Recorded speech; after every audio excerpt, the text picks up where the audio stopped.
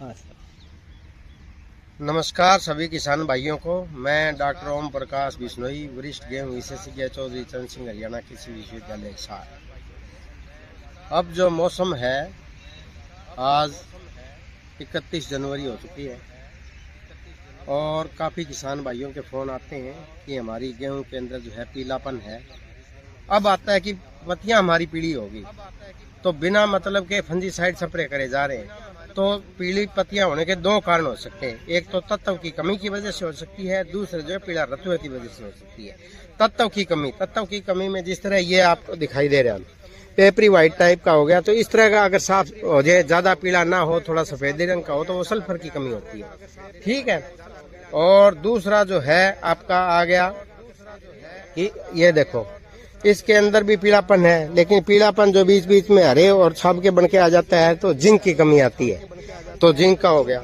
और तीसरा पीलापन का कारण हो गया इसके अंदर कि आपका जो है मैग्नीज तत्व के अंदर पौधे के पत्तियों के अंदर धारियां बन जाती है, हरे रंग की धारियां बन जाएंगी इनिशियल स्टेज में। और बाद में जो है झंडा पत्ता निकलते समय जो झंडा पत्ता है वो रोल हो जाएगा, रोल होके तिखा होके बाली को निकलने नहीं देगा, वो मैग्नीज की कमी है।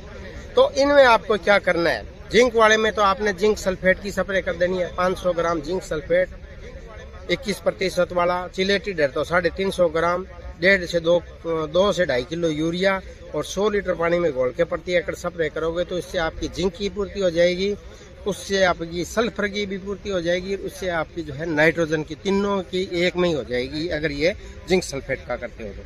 दूसरा आ गया आपका इसके अंदर जो है मैग्नीज तत्व वाला। पहली स्टेज में तो कहीं आया है तो चमकीला हरियापन रहता है, पत्ते का बिल्कुल रंग बिल्कुल साफ नहीं होता, चमक रहती है।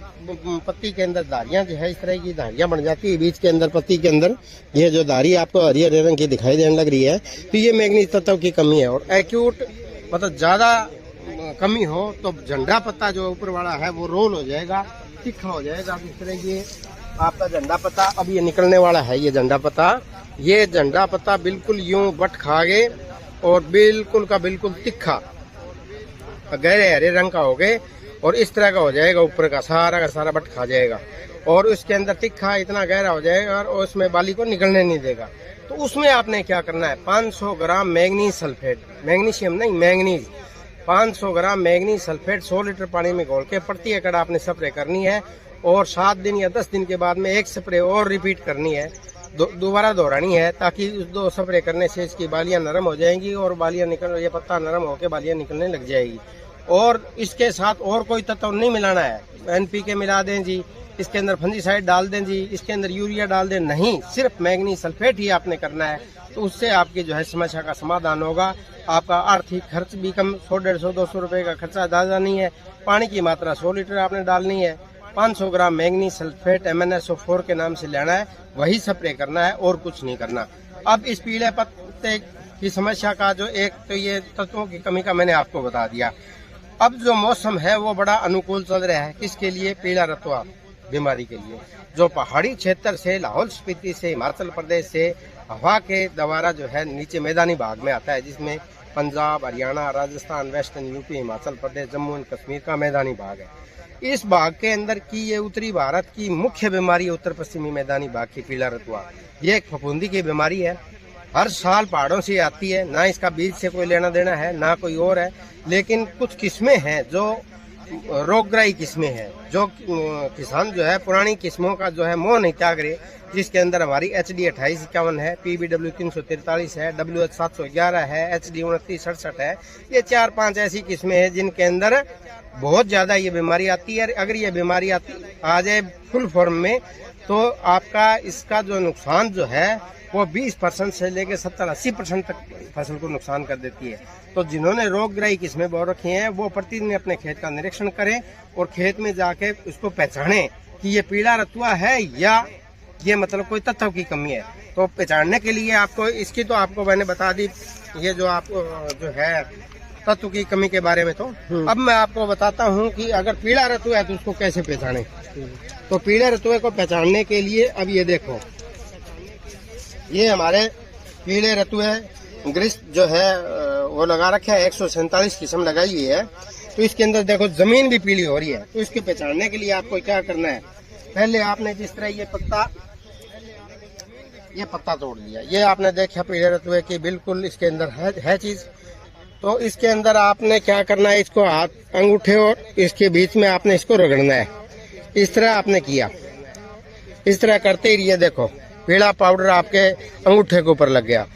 तत्व वाले में अगर रगड़ोगे तो कुछ नहीं लगेगा। इसमें अगर इस तरह का पाउडर लग रहा है, आपका सफेद कपड़ा है तो कपड़े के ऊपर आ जाएगा इसका निशान। हाथ पे रगड़ोगे तो हाथ के सफेद पजामा कमीज पहन के अंदर चलोगे तो उसके ऊपर भी लग जाएगा। जमीन के ऊपर भी आपको दिखाई देने लग रहा है। आप देखो बिल्कुल जमीन के ऊपर किस तरह से इसका जो पीला पाउडर जमीन के ऊपर है, ये फफूंदी का पाउडर है और ये इस तरह से आ जाता है। अगर इस तरह की दिक्कत है रोगग्राही किस्मों के अंदर, ये कहीं किनारे से या खेत के एक साइड से स्टार्ट होगी, बढ़ती बढ़ती सारे खेत में बढ़ जाएगी, नुकसान करेगी। अगर इस तरह की दिक्कत है तो क्या करना है फिर आपको, इसके लिए हमारा हरियाणा कृषि विश्वविद्यालय ने 2 दवाइयों की जो है सिफारिश कर रखी है।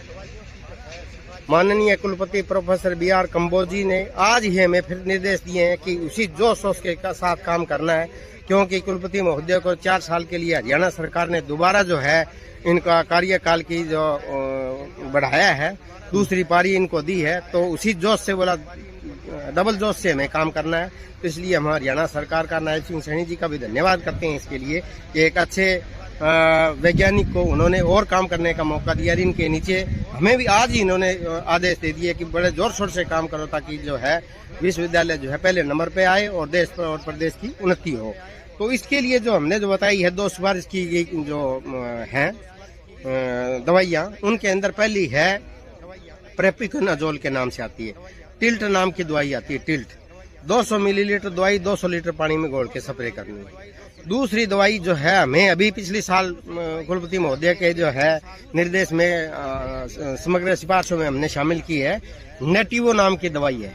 वो 120 ग्राम दवाई है, वो 200 लीटर पानी में घोल के प्रति एकड़ आपने स्प्रे करनी है। और एक स्प्रे करने के बाद 15 दिन बाद में दूसरी स्प्रे कर दो, ताकि आपको जो है इसका नुकसान जो है इससे केमिकल स्प्रे से बच जाएगा। ये जो है पीला रतुआ की बीमारी जो है इफेक्ट नहीं डालेगी।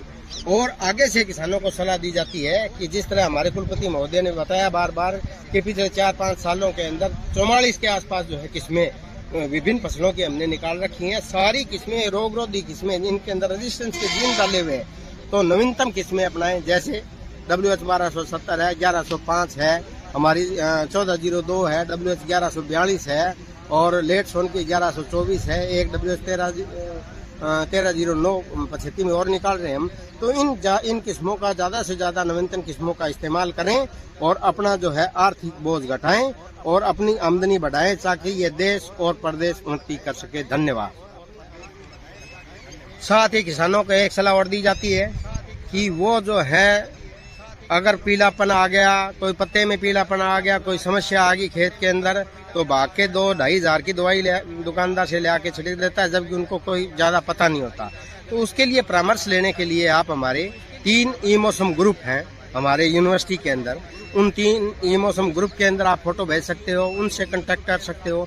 दूसरा, हर 15 दिन के बाद हमारा जो है विभाग गेहूं एवं जौ अनुभाग है, जो एक एडवाइजरी जारी करता है, जिसके अंदर गेहूं और जौ के संबंध में कोई दिक्कत आती है तो उनके अंदर जो है हम उनको बार बार सलाह देते रहते हैं। तीसरा, हमारा जो है एटिक के अंदर टोल फ्री सेंटर है, वहाँ पे भी आप मतलब फोन करके और जानकारी ले सकते हो। और टोल फ्री नंबर के ऊपर भी मतलब वीडियो कॉल के थ्रू भी आप कर सकते हो। और चौथा, मैं डॉक्टर ओम प्रकाश बिश्नोई खुद आपको नंबर भी इसमें ग्रुप में सेव कर रखा है, 94 163 97 736। इसके ऊपर भी गेहूं से संबंधित कोई दिक्कत है तो इस पे अपना व्हाट्सएप नंबर